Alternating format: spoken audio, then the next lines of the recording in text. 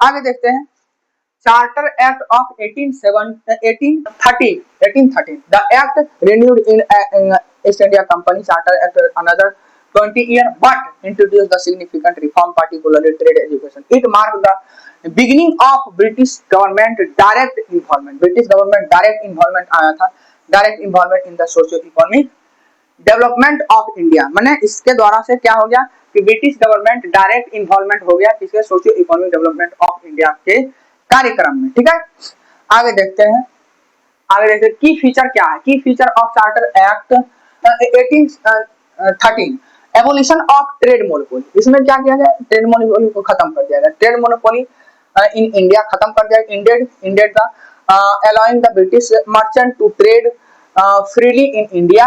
British merchant हर एक विभिन्न प्रकार के केवल ईस्ट इंडिया कंपनी से ही नहीं बल्कि क्या अन्य कंपनियां भी आकर इसमें आराम से व्यापार कर सकते हैं। However the monopoly on tea and trade with China retained माने उसको रखा गया, जारी किया गया। This partial liberation open Indian market to British trader but maintain the company's control over the lucrative trades. माने जो ज्यादा फायदा वाला था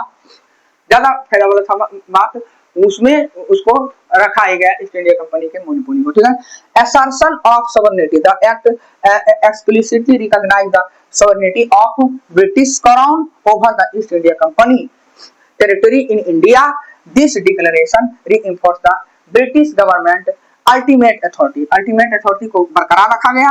एंट्री ऑफ क्रिश्चियन मिशनरी का बात है 1813 की बात है। ठीक है ना, इसी में क्रिश्चियन मिशनरी आया। इस तथ्य को कई एग्जाम में पूछा गया। ठीक है ना, Christian missionary were allowed to enter India, promote education and religious conversion. This moves had a profound impact on Indian society, introduced the Western education and missionary school को यहाँ पर लाया गया। ठीक है, आगे देखते हैं। आगे देखिए promotion of western education the act emphasize the spirit of western education वही साइंस पॉलिटिकल वाला रहेगा, इसको गलत सेंस में नहीं लेना है। ठीक है ना, सभी टीचर इसको गलत सेंस में इंडिकेट करवाते हैं। ठीक है ना, यहाँ पर लेना है सिर्फ वेस्टर्न एजुकेशन, केवल वेस्टर्न एजुकेशन है। ठीक है ना, सभी जगह का एजुकेशन ठीक है लेकिन ज्यादा वैज्ञानिक झुकाव रखता है western education. It allocate funds for educational initiatives which laid the groundwork for future reform and Indian education। ठीक है, आगे देखते हैं क्या है। टैक्सेशन पावर क्या था। Local government in India were authorise to impose. Local government को भी अथोराइज किया गया क्या, इम्पोज टैक्सेस माने टैक्स लगा सकते हैं। Punish those whose default on payment माने कि उसको क्या कहते हैं दंड देने का भी अधिकार दिया गया यदि जो टैक्स नहीं देता है, जो डिफॉल्ट करता है। ठीक है ना, इसी के दौरान भारत के जो क्या कहते हैं सामंतवादी लोग था, उन्होंने पूरे भारत के मजदूर तबके को पूरी तरह से मैंने उत्पीड़न किया था। ठीक है, यही उत्पीड़न का काल था। This increase the financial autonomy of local administration but impose the heavier burden on the Indian tax payers का टैक्स पेयर तो सभी देता था, किसान से भी लिया जाता था और उसको लठैत भेजता था गांव के जमींदार के द्वारा। ठीक है ना, तो ये जो उत्पीड़न हुआ गांव के जमींदारों के द्वारा ही करवाया गया था, लेकिन करवाया कौन, ब्रिटिश सरकार ने। ठीक है ना, अब सिग्निफिकेंस क्या होगा, सिग्निफिकेंस इसका यही होगा कि charter act of 1813 the evolution of companies trade monopoly was turning point पर आ गया। India economic history integrating its economy more closely to British empire, British साम्राज्य के मोर क्लोज किया गया। ठीक है, माने और नजदीक लाया गया।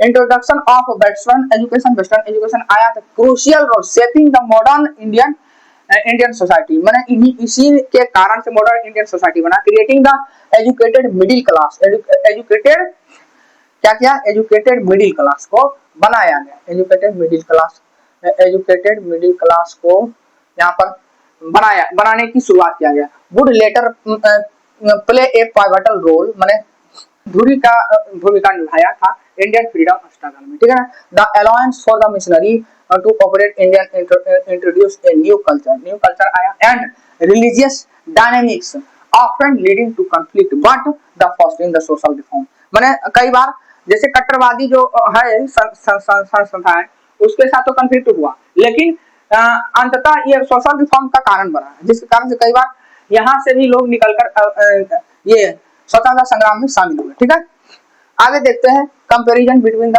चार्टर एक्ट, वो यहाँ पर दे दिया गया है। की फीचर, ट्रेड क्या था, ट्रेड मोनोपोली एक्सटेंडेड टू किसमें 1793 और 1813 के बीच में कंपैरिजन किया गया था। इसमें क्या गया था, एक्सटेंड किया गया था 20 साल के लिए, ठीक है ना, और इसमें एबोलिश कर दिया गया था trade monopoly except the tea, और इसमें चाइना के साथ जो व्यापार होता था। गवर्नेंस कंट्रोल, इसमें centralize power under the governor general, recognize the crown sovereignty, कौन सोवरेनिटी दिया गया। एजुकेशन क्या था, नो स्पेसिफिक प्रोविजन, कोई specific provision, provided the western education किसमें 1813 में। ठीक है, अगला देखते हैं मिशनरी रिलीजन, इसमें कोई ऐसा प्रावधान नहीं, allow the Christian missionary to operate in India, माने आप student focus on the centralize financial control, और इसमें क्या है, लोकल गवर्नमेंट को भी इसमें अधिकार दिया गया था। ये सब सारे चीज हम लोग पढ़ चुके हैं। ठीक, अगला देखते हैं legacy of charter act, the charter act particularly those in 1789 और 1813 में were the instrumental in shaping the socio economic political landscape of British India, while the 1793 act consolidate the British administrative control, and इसमें क्या 1813 में क्या किया, mark the beginning of significant social and economic changes. These acts laid the groundwork for the subsequent reform, including the eventual transmission of Crown Rule 1858. Their influence extended the modern India as they introduced the key administrative principle and governance into structures that continue to shaping Indian state. The focus of education and infrastructure development during this period also created a foundation of Indian modernization. Indian modernization का क्या आधारशिला रखा, ठीक है। However, these acts also entrenched economy, exploited the social division, which remain the parts of the complex legacy of British colonial rule। ठीक है, अब आगे देखते हैं